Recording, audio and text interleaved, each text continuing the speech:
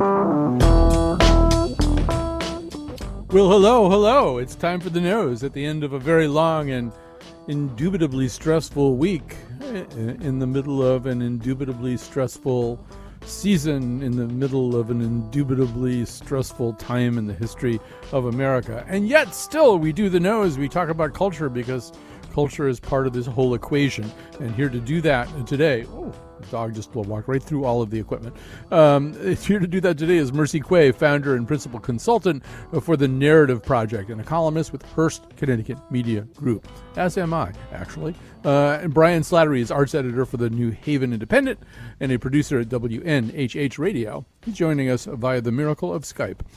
So we're going to talk a little bit later about a movie, an independent movie, a very, very indie movie that's on Amazon Prime right now called The Vast of Night.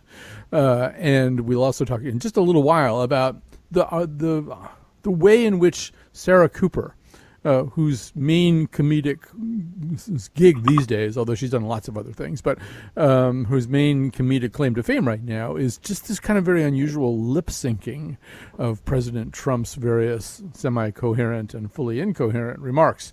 And there's something very, very mesmerizing and very, very funny about this, so we'll talk about that too.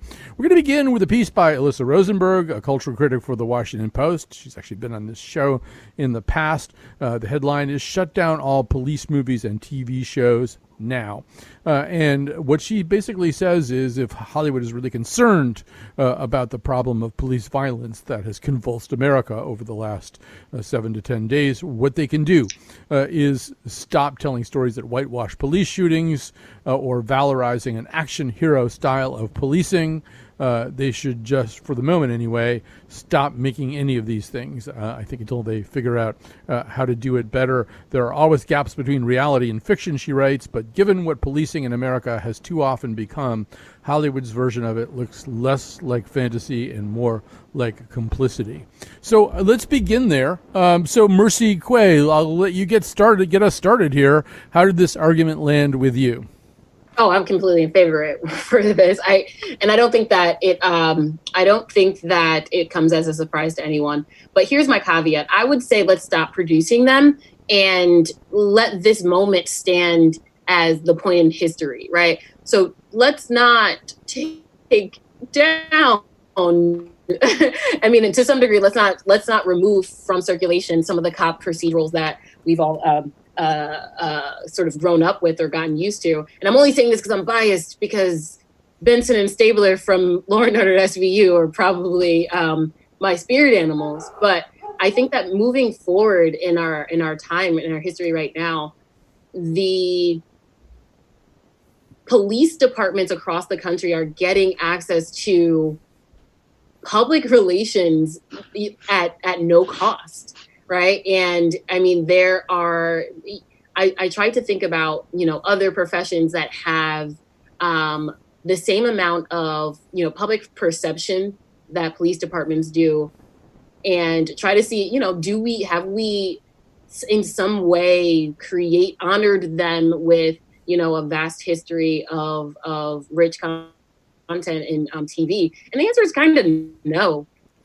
Right. Like, we come into contact with tow truck drivers a few times in life, and we hate being towed, right? And I'm sort of trivializing most people's interaction with cops to that degree, but people hate being towed, right? And we don't see any TV that highlights tow truck drivers in the same way. And sometimes, right, being towed is the worst thing that can happen to you that week or that month, depending on who you are, particularly if you are a low-income person. And so I just don't see any other profession in our country being honored in TV in the same way. Yeah, I don't know. I'm not persuaded by Rosenberg's argument, but Mr. Slattery, I'd like to hear from you. I suspect I'm probably in the middle of the two of you. I couldn't help, like, when I was reading the article, thinking that this is really about Law and Order and its various spin-offs, which is the sort of show that I feel like I've only watched, like, in hotel rooms, and I when I'm bored. I I think that like the complaint has a deeper question underneath it about how much violence is glorified in the media overall, and the way that we're sort of encouraged to root for it. Marvel Comics universe, I'm looking at you. But there's when I was reading the article, I did think about the police procedurals that I would save. Like The Wire came immediately to mind as a show that very quickly and deftly avoids a lot of the problems that she rightfully brings up. And I think that there are enough positive examples of how police procedurals can be done well that, like, I'm all in favor of the entertainment culture changing in response to the current times and figuring out new and interesting stories to tell. That would be super refreshing.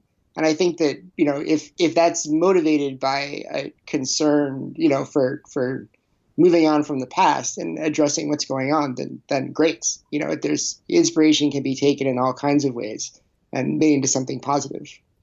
I think about this generation's The Wire, though, and if I would have to compare it to something, it would be Shy, produced by Lena Waithe, with a lot of up and coming actors in it. And part of the reason I think a show like that works today is that cops aren't central in the storyline, right? You can tell cop stories.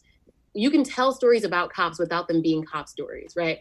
And I think what Lena Waithe does in Shy is she tells this amazing, in the same way that The Wire does, she tells this elaborate story about Chicago with all these characters and how they are connected through several degrees of separation. And there's a cop in the middle of it trying to solve a murder, and he's sort of connected to everyone in some kind of way, right? There's a story about a cop in her story, but cops are by no means centered. And I think that's what the Washington Post piece is getting at, that more than anything, the problem with the way that we have valorized cops in TV is it's sort of like, it's just not an accurate representation of what police work is in this country.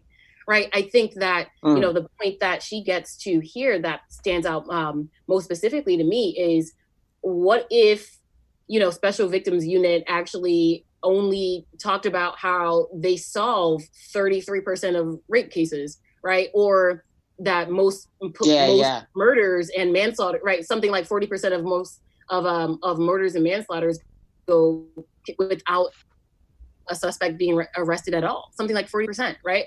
And so the biggest issue is that this is a huge, police are accessing an amazing public relations tool without any having to pay for it at all. And it's just not an accurate representation of what is really happening. I just want to go back in time a little bit and say, first of all, I would argue, and first of all, I think it's kind of important to separate movies from television.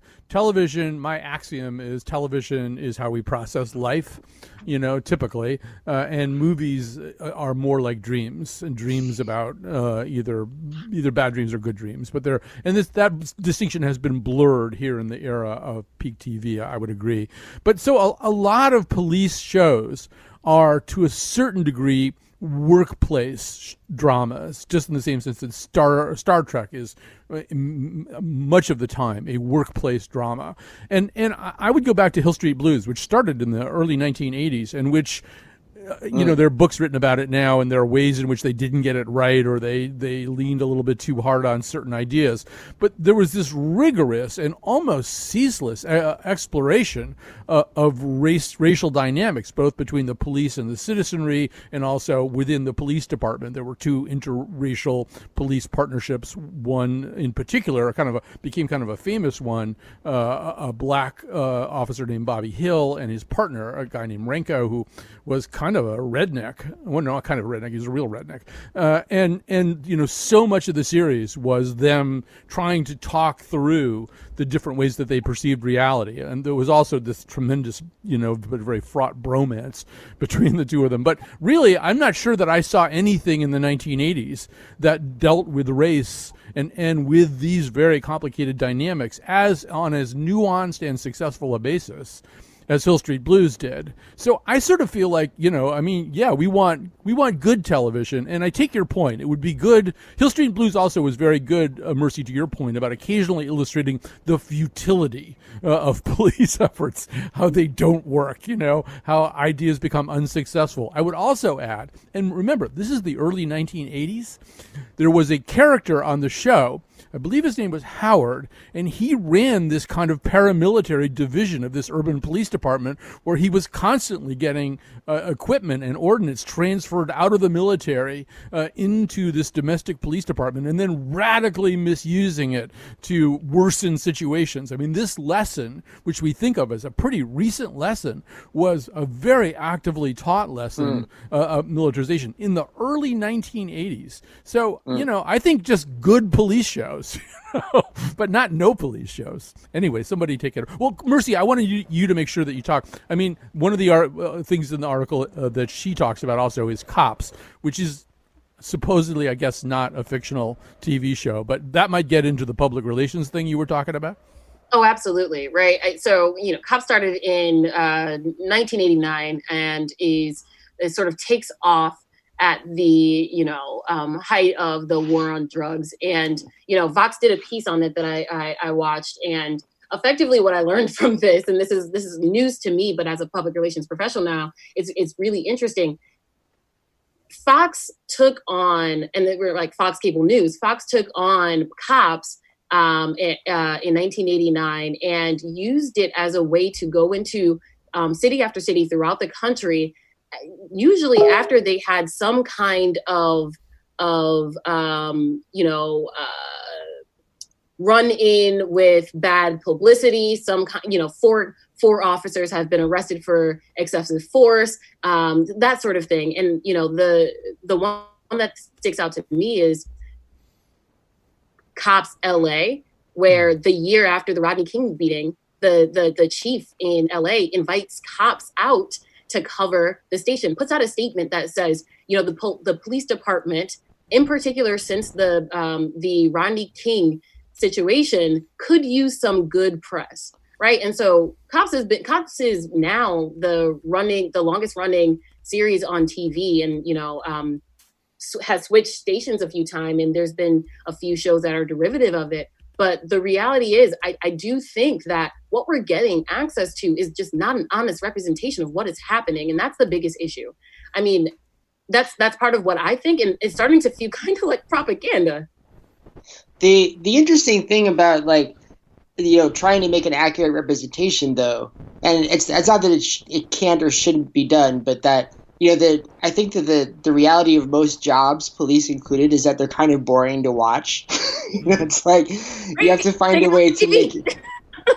You know what I mean? Like if you had, I think most people's, even a cop's regular workday of I did my beat and I talked to some people in the neighborhood, but nothing really happened. That day-to-day stuff that makes it accurate is also what makes it kind of uninteresting from a dramatical perspective. And it's, that's a tough one, and it's, I would love a kind of police procedural where you dwell on the kind of the loose ends and the tattered remains of cases that you can't solve and all of that. But I imagine that I'd be in a very small group of people who would be interested in this kind of, existential life is meaningless cop procedural. And I think that if that's the direction we moved in, then the public would sort of vote with their eyes in that regard, right? It's not interesting. So if what's truthful isn't interesting, take it off TV, right? Particularly if and I don't, and that's not a rule that I mean broadly, right? What's honest is often not interesting, and it doesn't make for great TV. But in this case, I think the damage is outweighing the need for drama. For sure. Particularly when you're thinking about, right? So most doctors the work of most doctors on a day-to-day basis is not interesting, but House is a really interesting show, and The Good Doctor is a really interesting No, exactly. show. I mean, you can crack the code. I mean, I feel like the way The Wire did it was by figuring out that the politics within the police department were a wonderful source of drama. You know, Right. like when in doubt, just explore the tensions within the police department, which are very intense and do play out in a day-to-day way, and in their case, made for like extremely compelling TV. But just to be clear about this, House, for example, if it were to hew to the kind of standards that we're setting up here, would be mostly about people being turned down for coverage, right? It would be House would figure out some kind of medicine that they needed, and it wouldn't be covered by their insurance. You know, that there's a lot of ways in which medicine is hyper corporatized, over controlled by profit margins, and in all those ways that we've seen illustrated in nonfiction books about the healthcare system, completely dysfunctional. And House mostly shows you a pretty high-functioning healthcare system. So, I mean, if we're going to hew to this model, you know, we're going to show a lot of failure all over the place. And I'm not necessarily opposed to that. But Mercy, I do wonder if there's a distinction. I mean, yes, you can sort of say that every time you show a good, heroic, noble, ethical, truth-seeking cop, you're valorizing police work and you're participating in a kind of public relations campaign. But if you don't show those cops, and if you don't show them frequently in opposition to bad cops, which happens with some frequency on some of these shows, then, you know, what is there to model? What is there to dream about? I mean, don't we have to hope and believe that there are going to be doctors like House and cops like Jesse Green on Law and Order? Or I don't know what his character is called. Yeah, but, I mean, I think that depends on if you come from a school of thought that police are necessary. I think when you're thinking about communities who are over-policed, and when you're thinking about communities who don't think cops are necessary in their communities, defund. You don't need an example of what a good cop could be because you don't want cops, right? The cries right now coming out of protests aren't, you know, reform policing, they're defund police departments. And so having a good representation, having a good example of what police work can be is one thing. If what you believe is community policing is the answer, and a lot of people just don't. Yeah, I mean, I'm guessing that a lot of people is still like a single-digit number in polling. I don't think that there's any substantial sentiment in America to completely defund policing. I mean, no, absolutely. But I would also say that it, as a single-digit number in polling for the general public in America, the Black community, it's really high, I would assume. All right, so we are going to just switch gears here from to something maybe less troubling. I don't know, at least it's something that makes us laugh. Sarah Cooper, who's been around for a while, and I actually discovered kind of a web series she had called The Bubble today. But most people discovered her on TikTok and Twitter and other social media. She has this specialty, which we unfortunately cannot illustrate on the radio, no matter what we try to do. What she basically does is takes some of the more problematic or wandering or wacky speech patterns of President Trump. She lip syncs them. She has, I will say in advance, a highly expressive face. And I went back and I looked at this series, The Bubble, and it was clear even then in 2017, I think she was making it, that she just has that gift of using her eyes and using just wrinkles and of her lips or something just to get this tremendous comic effect. But for some reason or other, Brian Slattery, these things, and they have elicited nothing short of worship from Jerry Seinfeld level comedians who are just on there saying, keep going, this is great, this is amazing. But what is she doing? It can't just be that she's lip syncing Donald Trump, or as you've suggested in the emails, maybe that is part of the fact that she's just doing that. Yeah, I mean, I think that like the genius of it is I mean, usually the mode for satire is to sort of exaggerate certain things about your subject in order to bring out what you think is, you know, particularly worthy of ridicule, or you want people to examine it more closely, so you magnify it. I think that like her genius here is that she's figured out that like Trump is already as magnified as he can possibly be. And the way to do it is actually to put his words and his cadences in a much more normal context. Like, I think it's pretty important that she's kind of like, she seems to be like in wherever she lives, or she's like in a restaurant, or she seems to be like possibly she's in an office. And it makes you realize that if a normal person were talking to you this way, that it would just be like really weird. It would be, it'd be kind of alienating, and you'd be thinking it occurred to me, like, if somebody I didn't know were to approach me and start talking this way, I would be looking for like my exit strategy from this conversation. You go like, how do I get out of this? How do I get out of this gracefully? Well, I think we are, just to butt in for a second, we are looking for an exit strategy, wondering how we get out of this. But don't anyway, get me wrong. Continue your thought, though. But if I were to lip sync Trump's words, it wouldn't be that interesting. I mean, I think she does have that sort of like silent movie actor's gift. Like, my favorite moment is one where there's a long pause, and in between phrases as Trump struggles to come up with the next word, and she pretends to like nod off in this it's maybe a second and a half, but she manages to like convincingly almost nod off between the two words, and I just thought, like, that's perfect. It's like the embodiment of what's going on, internally almost, where you go like, right. It's not that he's trying to find the next word, it's that he's losing interest. Yeah. And Mercy, I wonder if part of it is that she looks like somebody we might know. I mean, we're not going to know anybody with hair like Donald Trump, who dresses like Donald Trump and intones the way he does.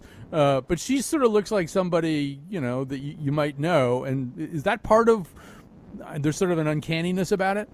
Yeah, I think that's what makes her so relatable, and actually what adds to her going viral with these lip sync videos. Most people, I share when I interacted with her TikTok for the first time, and I even did like a quick poll of my Instagram followers. This is like, do you know who this is?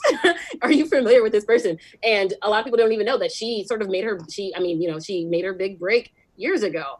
I think what she's honed into here is, there's a through line from her 2016 book, How to Appear Smart in Meetings.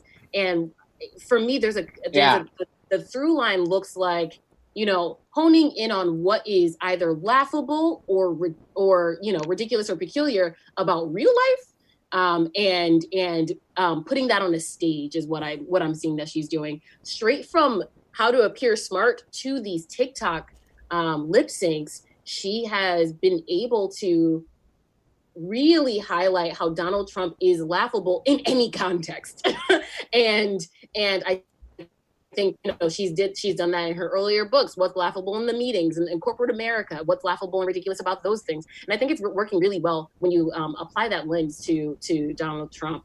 What I'm interested in seeing, though, is where does this go for her after Donald Trump is no longer what's next? Who's the next character that you get to highlight and lip sync to?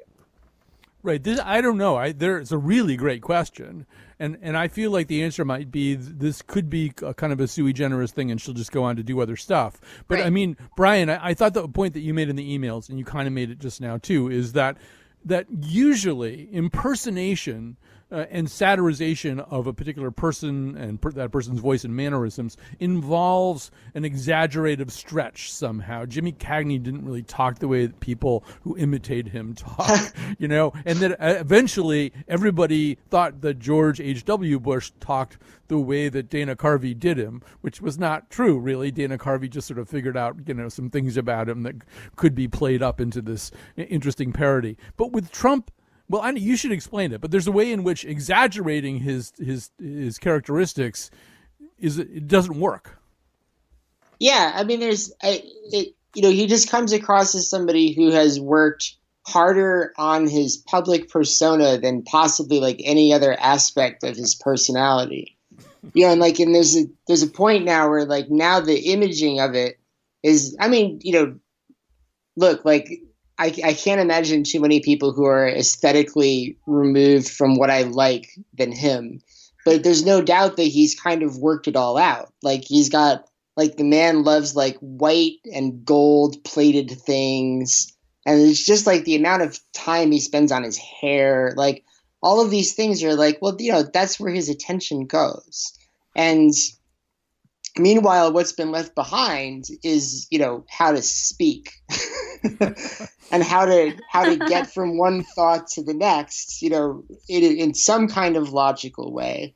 And when you take out all of the imaging, the very well thought out imaging that's associated with it, and you're left with the words, you realize how they come across like, I want to say it's like a hamster like running in a wheel, except that he's not always running. It's like he stops and starts, and maybe he goes and like gets a snack and then comes back to the wheel. It's this very like erratic thing. And as soon as you take away all the imaging associated with it, you really see how erratic it all is without having to do anything with it. Right. It's more like a hamster golfing, actually. All right, so we have to take a break here. We'll be back. We're going to tell you about a movie that we've all watched after this.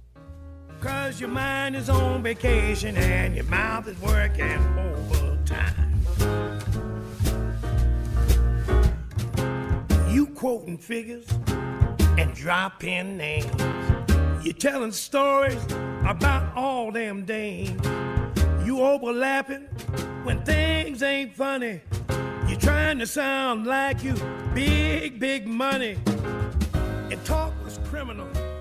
You lead a life of crime.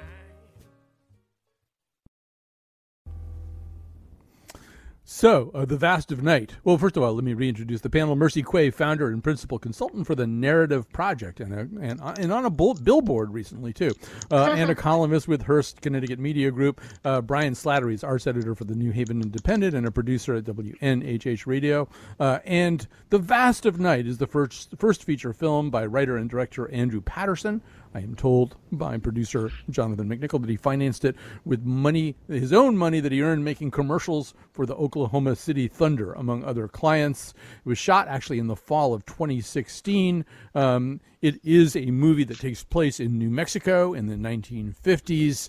We'll talk about what the feeling of it is. But so, Mercy, I know a little bit more about what Brian thinks than I do about what you think about this movie, although given your fondness for outer space and the night sky, I assume we're somewhere in your ballpark.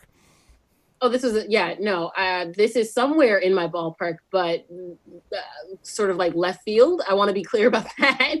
How do you say this, Brian? Is it ufology? Ufology, yeah. Yeah, ufology, I think, last of astrophysics, and I'd like to think that I'm more situated among the cult group of astrophysics fans. But that said, this was really entertaining to me for a couple reasons. It was entertaining to me because it had the very sort of dry, slow drawl that a lot of the Twilight the Twilight series or the X-Files, the Blob, or even like the case of the Body Snatchers type films had, and that felt really nostalgic to me.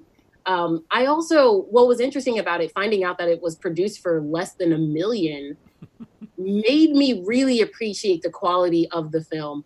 I mean, I remember in the early 2000s and in the 90s, a low budget film would look like a low budget film, and that was not what we got from The Vast of Night. There are a couple things that I wanted to see here. Obviously, I wanted to see far more space. Mick Pants and I got into an exchange where he tried to convince me this was not a movie about space. And I was like, nope, yep, movie about space. Great, huge movie about space. Got it. Looking forward to it. And I went into it knowing that it wasn't, but hoping that there was a grain of it. And this isn't a movie about space, and everyone should know Mick Pants was right. I'll get it on a T-shirt. Mick Pants was right. And even so, I would still endorse it for some easy viewing. All right, so before we hear from Mr. Slattery about this, let's hear a little bit from the film. The film stars some of your favorite performers: Sierra McCormick, Jake Horowitz, Gail Cronauer, Yeah, no, I know you've never heard any of these people. Neither have I. That's some of the joy of a movie like this one, because the performances actually are pretty interesting. Anyway, here's Jake Horowitz as Everett Sloan. He's the late night, overnight DJ on WOTW, which is a radio station in one of those tiny little box-type buildings in a little town in New Mexico. And Sierra McCormick, a young woman who has a part-time job. She's Faye Crocker. She has a part-time job as an overnight telephone operator. It is they two, the two of them, who get swept up in a drama that almost nobody else knows about because they're all at a big high school basketball game. Kat?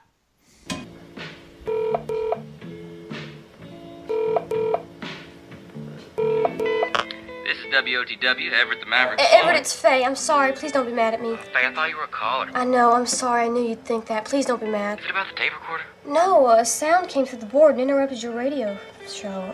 I don't know. It's never come through over here You before. said something interrupted my show? Yeah, through the radio. What did it sound like? I don't know. I can connect you through if Did you it want. sound Mexican? No, it didn't sound Mexican. Because we crossed signals with the station in Mexico. It sounded like something that could be unsafe, because we had this lady... Whoa, why? How? Nothing sounded different over here. How long ago was it? right at the beginning of the news. Are you mad at me? No, but I don't know what you want me to do. It's probably just your radio. Well, can you listen to the sound come through the board right now? Is it the same sound you heard interrupt my show? Yeah, mostly, and they came through right on top of each other. Yeah, all right, connected.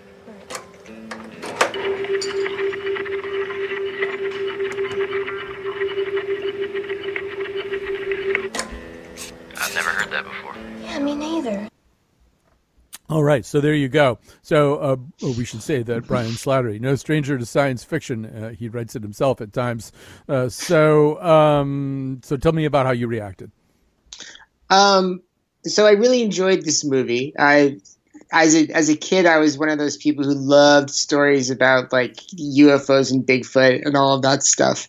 And clearly, somebody involved in this movie has the same interest somewhere in their background. But the thing that was kind of fun about it was that for all of the there's a lot of period signaling going on, like between the framing thing, sort of making it into a Twilight Zone episode. And then everybody's wearing these delicious vintage glasses and all of that kind of stuff.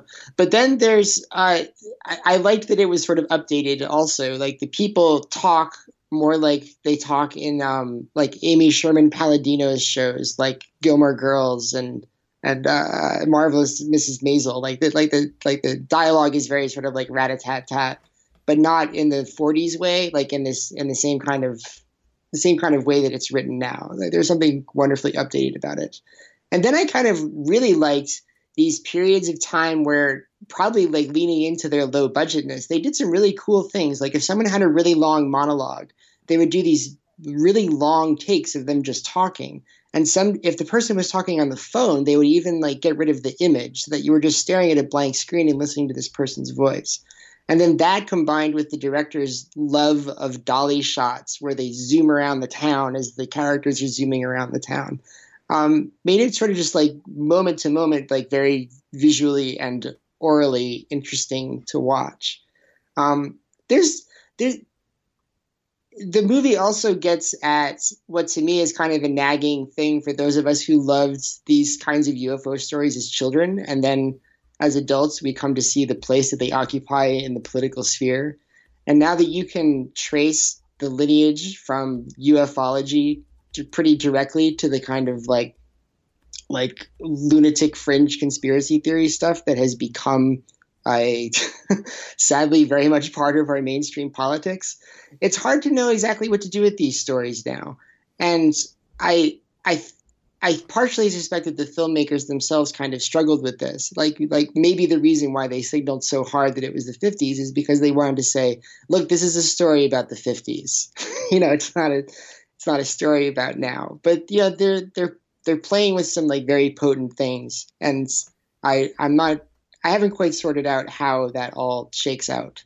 Yeah, I just want to just jump in and say one thing, which is I do think that although it's intensely nostalgic and period, it's kind of like nobody, I think, in the 1950s had goggle-type glasses frames of the kind that Faye is wearing all the way through. The period music that's being played on the radio station is, in fact, not music from the period. It is contemporarily composed music that sounds like the period as much as possible. Mrs. McNichol figured out that they're using cassettes. Actually, it's Jonathan's mom who figured this out, and there are no cassettes actually during that time period. And Mercy, that plus the framing device that we might be watching something on a TV program from that era called Paradox Theater, very much obviously the Twilight Zone. I'm just sort of wondering, maybe we're supposed to have a slightly different relationship to this than just pure nostalgia. Yeah, I mean, what it tugs on your heartstrings as a viewer of, you know, the Twilight Zone or the X-Files, or you know, even the Outer Limits, but I don't think it's just nostalgia. I think that what it does really well, that took maybe, you know, 18 film festivals of rejection for people to finally see that this was probably something good, was that it tells this. The entire film, the 90 minutes that we're sitting there, is captures a single night, right? And it takes place the night that apparently everyone in the town is at this basketball game. And is it possible that it's even like in real time? Like it's 90 minutes that are showing 90 minutes? And that's what I found really interesting. I was it feels that way. 1-to-1. Yeah, absolutely. And you know, you're following these characters what feels like a real-time portrayal of their lives. And, you know, it's a jam-packed 90 minutes where they discover UFOs, right? They go from having what seems like a mundane conversation of, you know, prepping for the radio show before the basketball game, through to discovering UFOs. And there's something really, I mean, a storyline that has that Michael Bay style range, right, feels really good to the viewer. And I think that while I was watching, there were moments that commanded my attention. I think, Brian, you spoke of some of them, right, where the video goes out altogether, and it's you're getting a really long monologue, and the video's out. And if you're texting, if you're tweeting in the middle of it, and you get this, you might miss it in some places, but if you glance up for a second and you realize that the screen is black and right, it's scored beautifully. It's scored in a way that feels like it's paired with the Ken Burns effect, but you're not seeing anything, right? For sure. It's really compelling to watch, and even as you're not watching anything happen on the screen. And actually, like going back to the first part of the show, we were talking about how it's hard to make a story about loose ends and like tattered fragments of things. This is a really good movie about that. You know, it's about people getting a hold of a story that they are not going to be able to get to the end of, you know, and they only have 90 minutes to do it, you know. I will say, first of all, that it's a movie that's very fond of all kinds of culture, and there are huge numbers of cultural references in there that can be mined out. He does work for WOTW, War of the Worlds, and the movie does combine that one night in the life of a small town quality of George Lucas's American Graffiti with Spielberg's Close Encounters, looking around in open spaces. Another movie that I thought about, and you two might know it because it was shot in and around New Haven, is a movie called Another Earth, which is also a fairly low-budget movie aimed at film festivals that kind of acquired a larger following. I do think, as somebody who likes to go to film festivals, and I'll even go, my son and I have gone, we were on vacation in Sedona one time, and there was a film festival, and we decided we'd just go and buy tickets, and we could. And you see these movies that they're not big budget movies, and they're movies where all kinds of choices about place are made that are eccentric, but also very vivid and intense and committed. And I mean, there's, to your point, Brian, about the cinematography, there's a scene which is just Faye at her switchboard, the old plug-in style switchboard. I don't know how long that shot goes for, but it's long. But you don't want it interrupted. You want to stay right there on her face and on that. Totally agree. Switchboard, yeah. So anyway, the movie is called The Vast of Night. We all seem to like it, right? That's a fair statement, right? Yeah, absolutely. Yeah. and you can rent it on Amazon Prime. And I'm even encouraging people you should have like a film festival in your house, and just show movies that were made for less than what would be a good figure, Mercy? Less than $2 million. Yeah, let's do less than 2 million. Give it a range, right? Get some new folks in there. Yeah, right. At least a couple of effects shots are possible. Yeah. Yeah. So, like you can watch Bottle Rocket, but you can't watch any other Wes Anderson movie. It's that kind of thing. Another piece of this rubric. Let it be films that were rejected from a certain number of other film festivals before it finally got into one. You're right. So it now becomes very specifically your name here, film festival. And it should be actors that nobody's ever heard of, at least when this movie was released. The one thing I will say about this, so at some point in, I don't know, my life, I decided it's difficult for me to watch TV or to watch period movies that aren't interacting with race in any degree. And I think I'm biased on that front. Not everyone feels that way, obviously, but I love it when there's some little nugget to race. And the one nugget in this piece that kind of gives a hat tip to race a little bit is the first person that we hear the perspective of what's going on the radio, what that sound is that everyone's hearing. He draws us into this story where he interacted with it first, and then it is broadcasted on the show that the DJ is doing during the basketball game. He gets disconnected, and then there's this mad dash to reconnect him. But with the 50s and there's no caller ID, there's this one line. It's like, what? You can't just call him back. There's that one line, and then he does call back. The caller calls back, and the operator patches him through, and the DJ is asking him, well, why isn't anyone believing you about this story? And the speaker says, because I'm Black. And it was just the one line in this movie. And I was just like, wow, I really like that. Just some kind of conversation about race in the moment of your period series. All right. So we have to stop there. So we'll have time to make some recommendations on the other side. The movie is The Vast of Night. You can rent it and you can just watch it at no extra charge. I believe if you have Amazon Prime, guarantee of Amazon Prime is the next proposed amendment to the U.S. Constitution, where everybody will basically just have it. We're not there yet, but Bezos is working on it. All right, we'll be back. Said it was you you're talking to.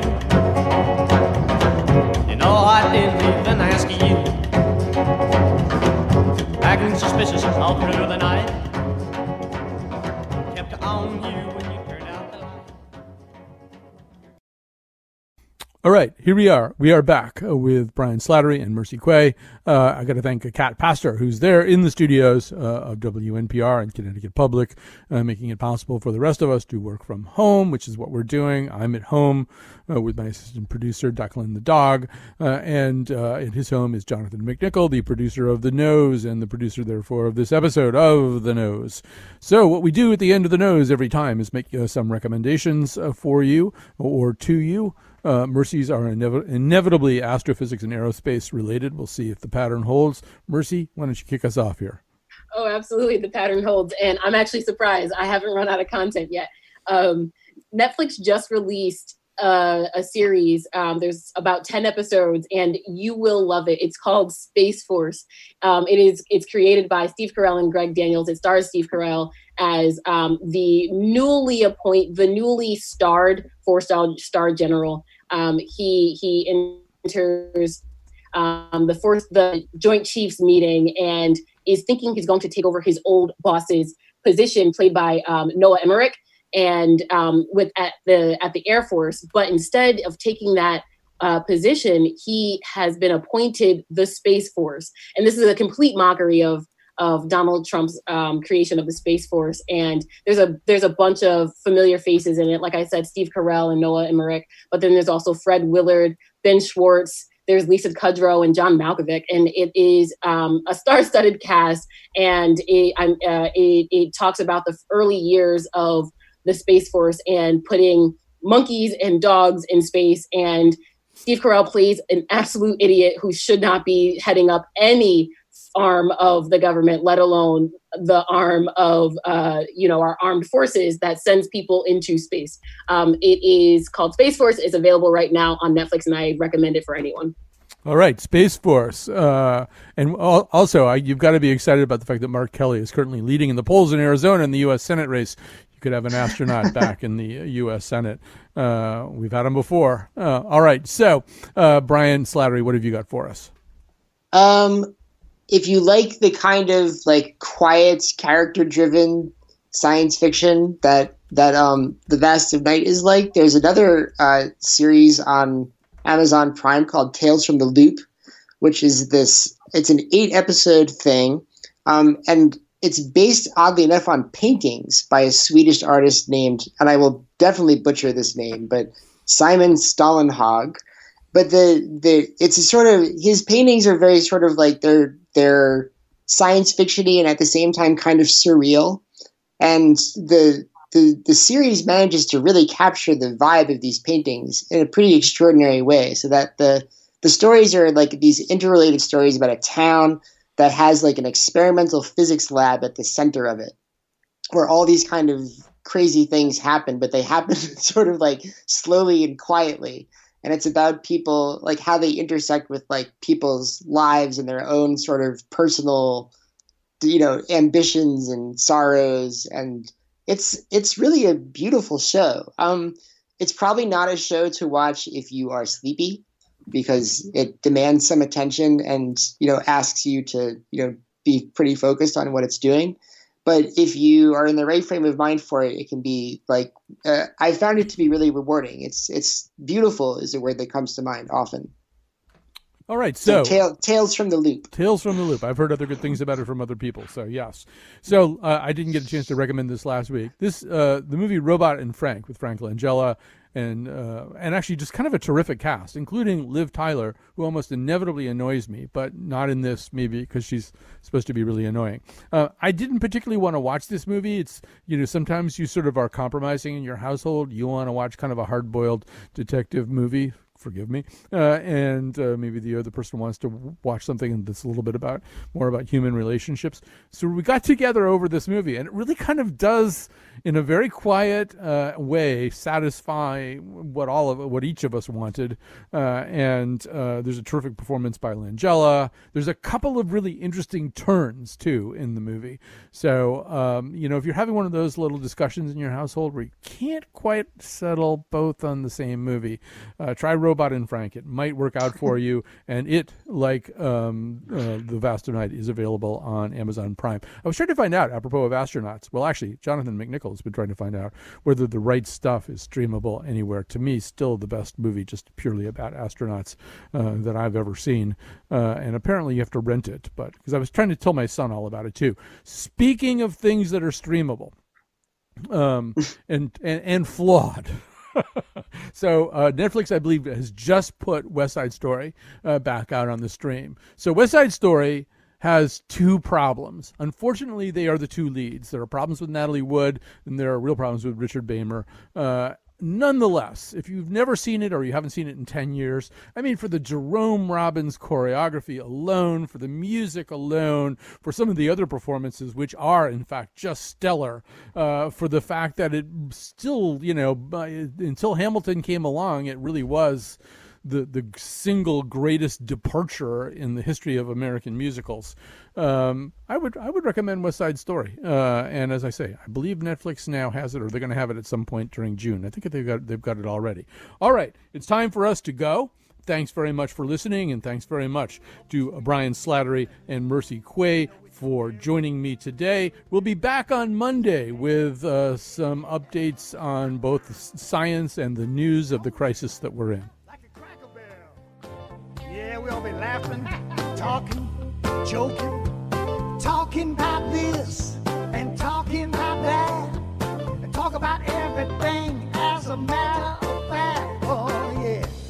Talk about Torrington, Vernon, Danbury, Waterbury, Alderbury, Woodbury, hitting on New Britain, Vernon, I already said that one, Avon, Farmington, yeah.